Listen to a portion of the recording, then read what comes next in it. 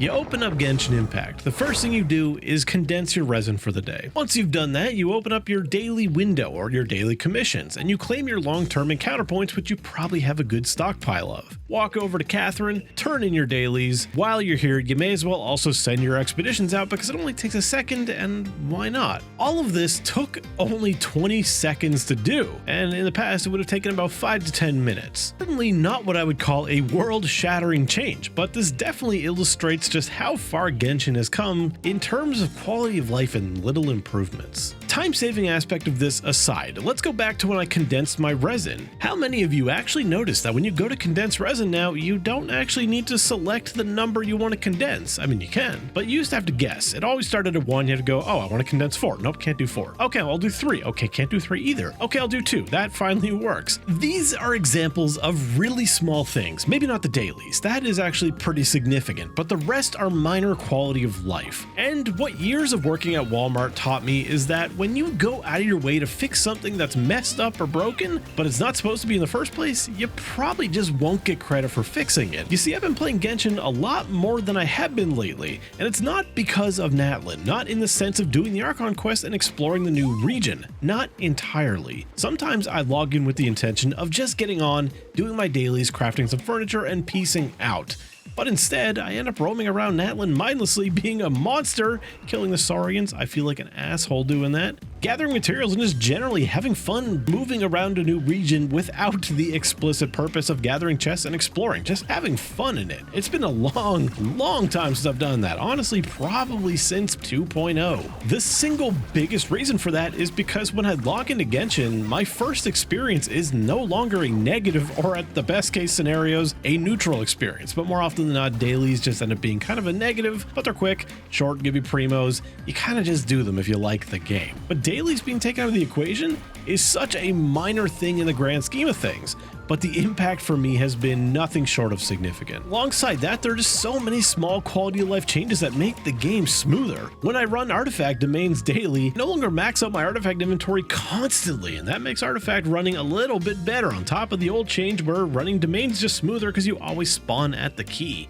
All of these tiny things really add up, and I mean, it's unbelievable how much more I enjoy the game on the regular just because, well, they finally focused on making it so your first 5 to 10 minutes don't just suck. A bit of an eye-opener for me was actually last night. I went to craft Mystic Enhancement Ore for the Battle Pass Weekly, and I noticed, wow, my ore is actually going up for the first time in probably years. I used to have this massive stockpile for my insane, excessive farming days in 1.0, but I stopped doing expeditions a long time ago because they were annoying. I didn't want to click through them every day. I was like, whatever, I don't need that crap. Now, what I will say is that if you were somebody who used to play Genshin and you quit it and you're watching this video wondering how's the game going, and your main problem of the game was the daily grind, and you really hated that part, well, I would venture to say they probably fixed your issue. But obviously, that is just one aspect of the game. It may be the most prominent in terms of how frequently it is in your life, but it is not the most significant. No. There are other major issues that have plagued Genshin for a long time. That being endgame, the gacha system,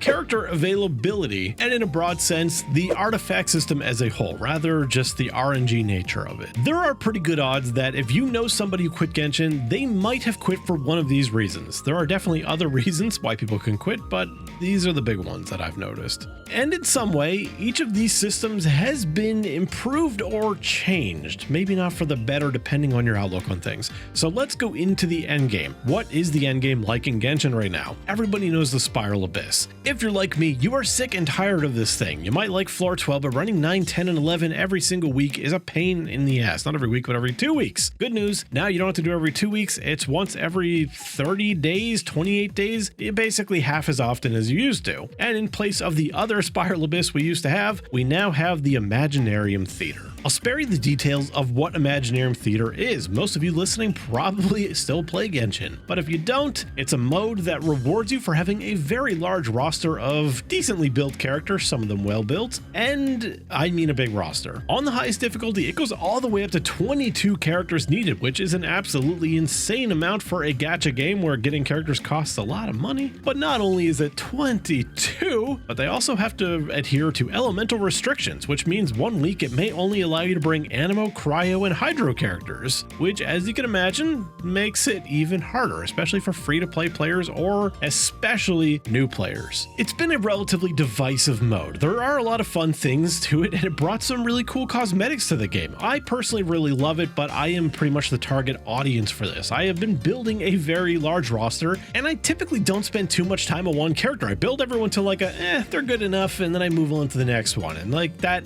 really lends itself well to this mode. It's just, I don't think this is what a lot of people wanted with difficulty, because for really old accounts, especially ones that spend money and get quite a few extra characters, they're probably not going to struggle too much with this mode.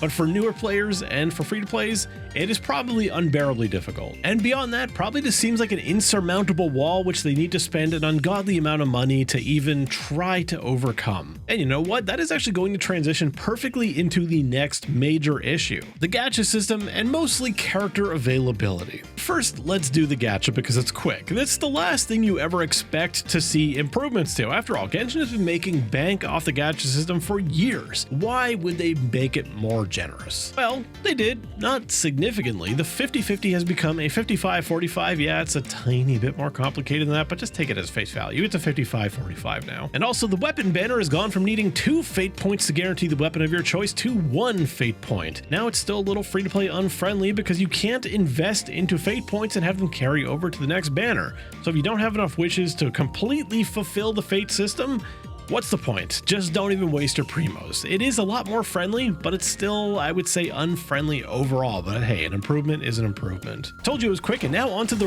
real problem, character availability. If you were in the Genshin community at all, you probably know somebody who's been complaining that their favorite character has not been on a banner in like a year. And look, we all know there's a major problem with certain characters rerunning way more frequently than others because they just make more money and they're more popular. But we're also at the point now where it's just mathematically in a really bad spot. When we have 365 days in a year and every patch is 42 days, there are just under 9 patches in a year. But we're going to round up to 9 to be generous. 9 patches gives you 4 banners per patch for 36 banners total. With the additional Milani to the cast, we are up to 37 limited characters. So it would be 39 if Dia and Tighnari counted, but obviously they're standard characters. And we have 2 more to come anyway, so we are going to go up to 39. We're already at a bad matchup. We do not have enough character banners in the year to include every character that currently exists. But obviously there is the problem that there are always new characters coming. Just in Fontaine alone, we had 11 new limited characters. Like, it's just not working out. And the Chronicled Wish was supposed to fix that. But can you believe it's already been 5 months since we've seen the Chronicled Wish? The only Chronicled Wish. We don't even have a precedent for how often it will be.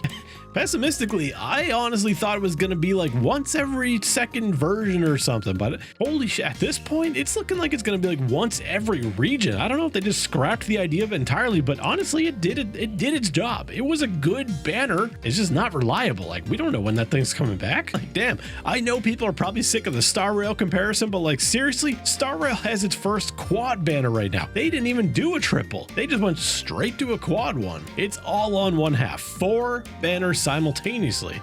It's quite the sight. Quite frankly, what Genshin needs. Back when I said something about triple banners, I don't remember what video, it might have been solely focused on that, but like triple banners were already overdue at that point. Like at this point, maybe we should go straight to quad. Point is, the system is messed up. We need a solution, and fast, because it is a really bad problem right now. So now let's talk artifacts. Artifact RNG and the lack of manipulation and control over the results that we get were one of the biggest pain points for the average Genshin player. I have seen so many people just say like they don't farm artifacts because they don't see a point. The good news is we finally have a way to influence the results, kind of. We have Sanctifying Elixir, and basically this is something we can get very rarely, about once a month, some from the battle pass, some from the world, that allow us to craft a specific artifact, let's say a Pyro Crimson Witch Goblet, and put 2 crit stats on it. Can't guarantee it's a 4 stat, you can't guarantee what the other substats are. Now, this is the last thing I ever would have expected to get any kind of pushback or controversy. And I don't don't think it was some kind of massive outcry. I think generally people are excited for this. I've just seen people express concerns that like this is going to be some godly artifact printer and that artifact farming means nothing anymore. Double crit stat artifacts still turn to junk. I do it all the time. Like starting with 2 crit stats is excellent and it like definitely helps your odds, but it is not some golden ticket. That being said, even a mediocre onset goblet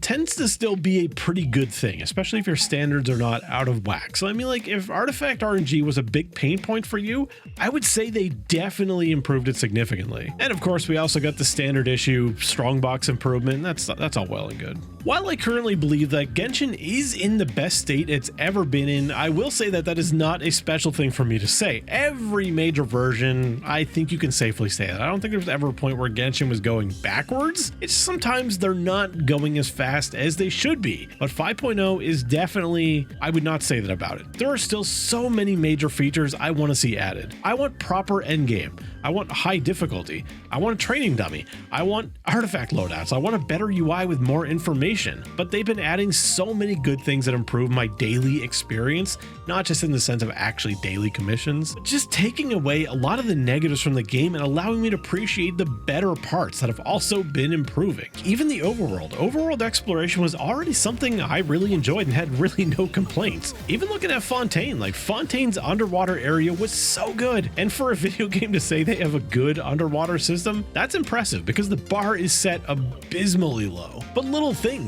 like collecting overworld materials, like now we can track them and I don't need an interactive map, because anytime I have to pull an interactive map and play this game like a checklist, a little piece inside of me dies. World level 9 was fantastic. The teapot can have a lot more load limit than it used to have. I still think it needs a lot more than it has, but hey, anything is better, and this was a 60% increase if you didn't know. 5.0 has been an unbelievable patch for Genshin Impact. All I can really say is that I hope this wasn't some kind of one-time thing and that we're going to be in a little drought for a while. Like, I really just hope they keep this up because they've been doing such a good job, and I really want them to keep this momentum. Attaboy!